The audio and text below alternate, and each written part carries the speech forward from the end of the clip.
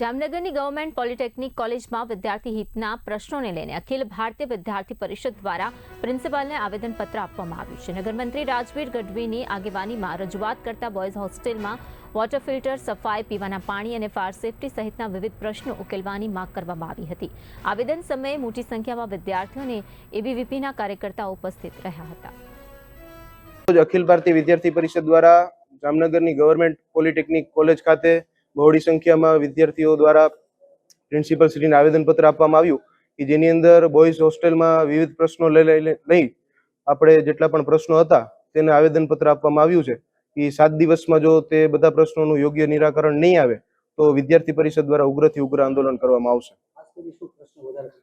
આપણે RO filter છે તો તેની અંદર તેમનું સરખી રીતે મેન્ટેનન્સ નથી થતું, પાણીના ટાંકા છે તો એને પાણીની અંદર ટીડીએસ વધારે છે, ફાયર સેફટી 0 છે, પછી મેસ છે તો મેસની જગ્યા અલોટેડ છે પણ એની અંદર સરખી રીતે જમવાનું કેવી રીતે બહારથી મંગાવવામાં આવે છે અને વિદ્યાર્થીઓને આવી રીતે હેરાન થતા હોય છે।